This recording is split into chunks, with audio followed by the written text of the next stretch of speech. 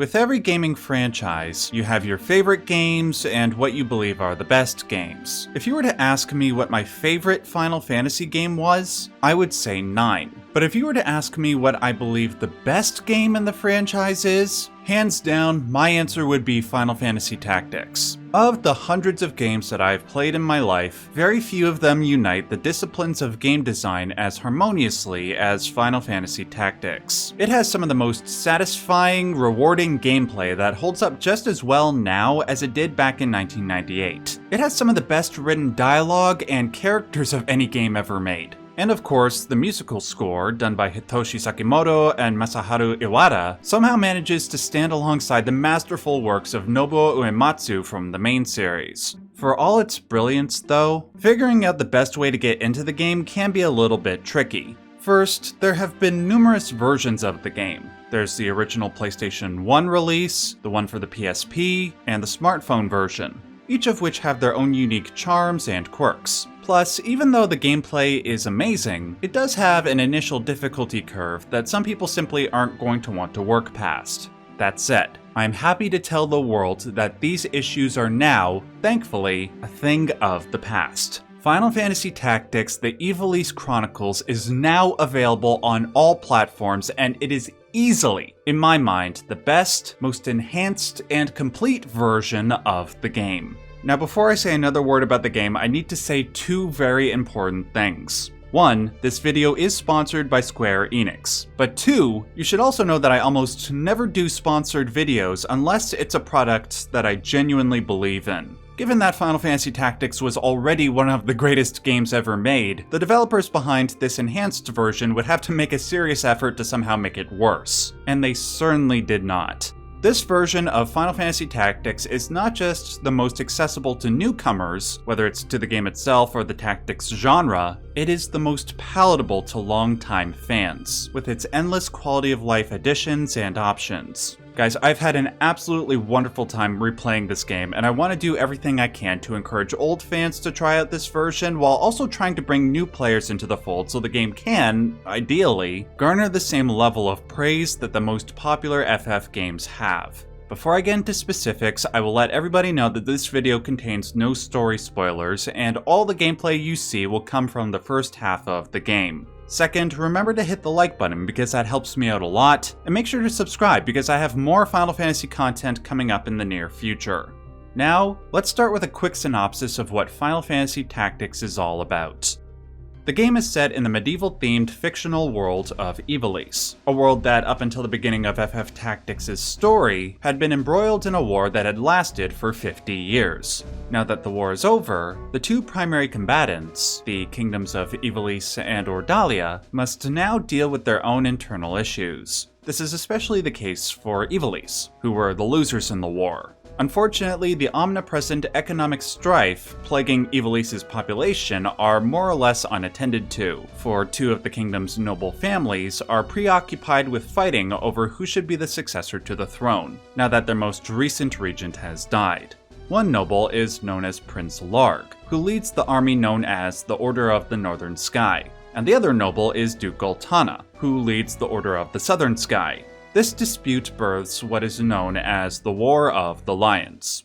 The story primarily centers around two characters. One is Ramza Beolv, a noble whose family has helped support the Order of the Northern Sky for decades. The other is Delita Harrell, a commoner that the Beolv clan adopted after his birth parents died from a plague. Early on in the story, both Ramza and Delita become disillusioned with the political landscape and seek to root out its corruption, each in their own unique ways and according to their own philosophy. Now, on the surface, anybody could make the very apt comparison between this game and Game of Thrones. I say it's apt, not just because of the medieval aesthetic and the political intrigue, but because both series were actually inspired by the same historical events. Both Game of Thrones and the 50 Years' War of Tactics were inspired by the 100 Years' War between England and France, and the War of the Roses that followed the 100 Years' War was what inspired the War of the Lions, following Tactics' 50 Years' War. But let's put aside these irrelevant, albeit interesting details. What's important is that Tactics' story captures the epic scale and feel of both those franchises within the world of Final Fantasy. On top of this, the way the story is written is done with a level of brevity and wit that, let's be honest, is kind of foreign to most JRPGs. Like, don't get me wrong, I like my big exposition dumps, that's part of the territory of being a JRPG fan. That said, FF Tactics is so unique in that it fits so much information into its very short cutscenes, while simultaneously doing it with a Shakespearean style of dialogue that you'd think would make things harder to grasp, but somehow manages to remain as clear as it is poetic and dramatic. But enough about what Final Fantasy Tactics already was. How does the Ivalice Chronicles version elevate its greatness? Let's start with what you see when you first boot up the game. It will give you the option to play the game with new features, including voice acting, higher resolution graphics, updated user interface, and gameplay balance adjustments, just to name a few. If, however, you want the purest experience, you do have the option to play the classic version from 1998. As far as I can tell, the only changes between this version and the game you'd find on the original PlayStation 1 disc is that it has an autosave function, it ups the resolution, and it uses the English script from the 2007 PSP version. That's it. So having the option to choose is much appreciated. Once you choose the enhanced version, you are greeted by a new rendition of the game's intro, which is exceptionally stunning. Hits you instantly in the nostalgia berries.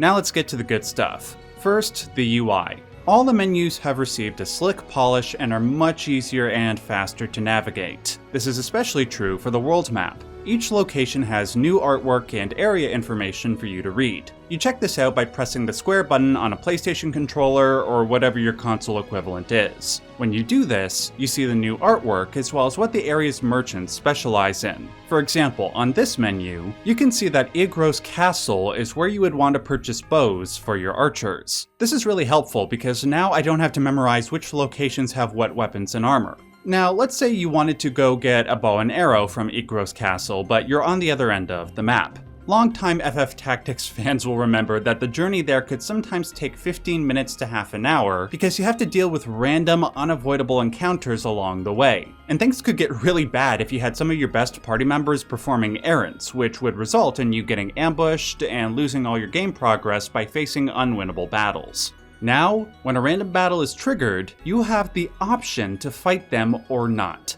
Thank you. Thank you, Square Enix, my god. This not only removes that potential headache, choosing when and where to have your battles is wonderful if you want to grind and level up specific characters in specific areas. On top of this, it's great for those who play Tactics as a collectathon game, because you can grind specific areas to find creature carcasses, which you can trade for rare equipment later in the game. My personal favorite new addition, though, is the new menu called Chronicle. As epic and well written as Final Fantasy Tactics is, it can be a bit difficult to wrap your head around all the historical events that preceded the story, or which character is which and who they are allied with, etc. With the Chronicle menu, you can peruse the encyclopedia to familiarize yourself with characters, locations, and terminology.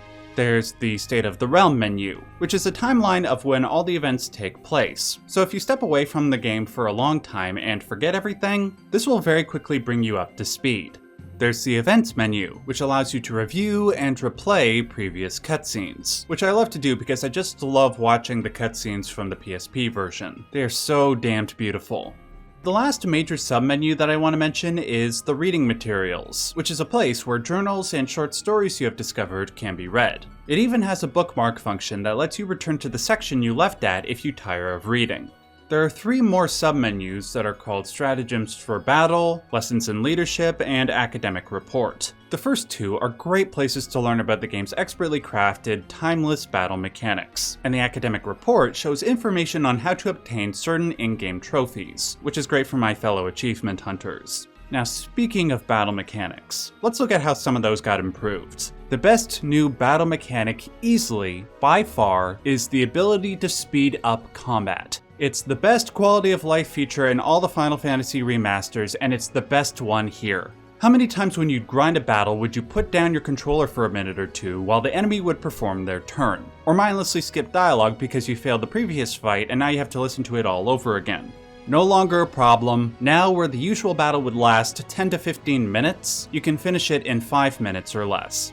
The next best improvement, in my opinion, is difficulty management. As I said before, the difficulty curve during the first section of the game was a bit too steep for some people in the original versions of the game. Personally, I think the additions and changes made in this version no longer make that an issue. First, there's a basic difficulty option: Squire, Knight, and Tactician, which obviously are the game's equivalent of easy, medium, and hard. And you can change the difficulty at any time in the options menu.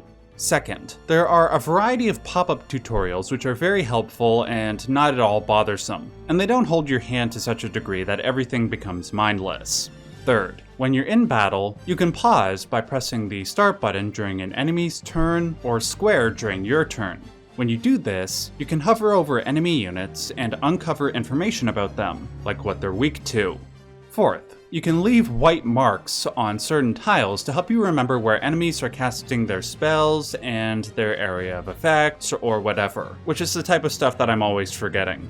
Fifth, you can control the AI of your teammates to have them focus on attacking enemies, healing allies, and the like. This is useful for grinding levels, or if you simply want to subtract from the number of things you have to keep track of. And finally, if you're still having trouble getting into the game, allow me to recommend this wonderful video by my friends over at the Resonant Arc YouTube channel. This helped me play the game on normal difficulty and get past the initial difficulty spike easily. I will leave a link to it in the description box below.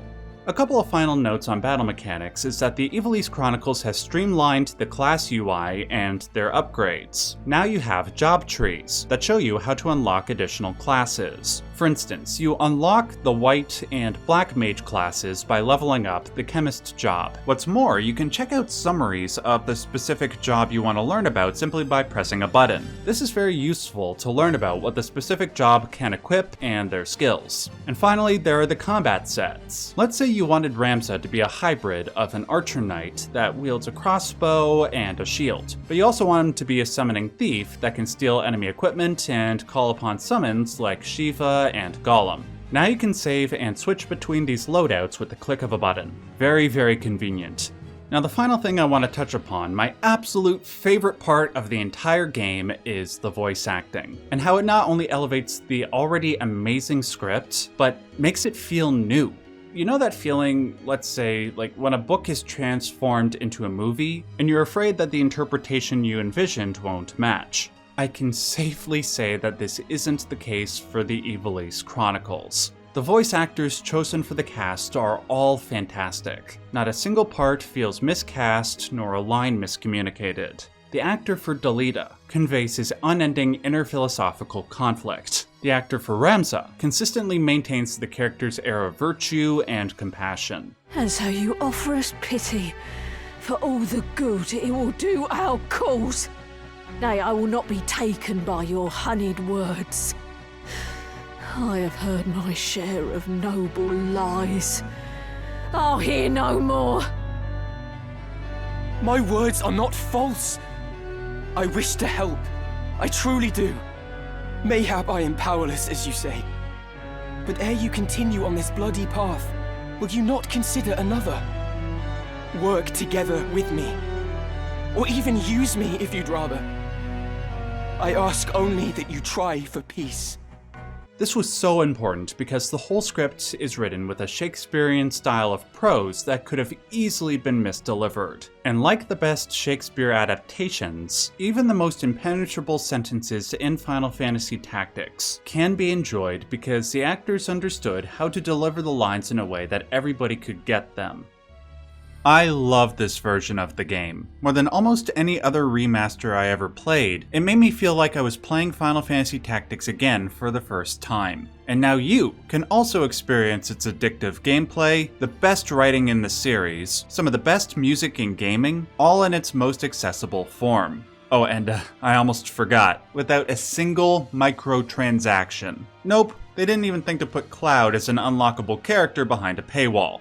You can get Final Fantasy Tactics: The Ivalice Chronicles today on PlayStation 5, PlayStation 4, Xbox Series X and S, Nintendo Switch 2, and PC. Special thanks once again to Square Enix for sponsoring this video, and special thanks to my wife for helping me by assisting with the scripts. She always requested that I play Tactics back when I first met her, and I'm so glad that I did. Remember to hit the like button and make sure to subscribe for future Final Fantasy content. And also because I'm trying to see if we can reach 500,000 subscribers so we can have a big celebration on the channel. Guys, we're so close. And finally, if you like what I do here and want to help support my work, please consider checking out the links below. Until next time, remember to stay safe and stay yellow.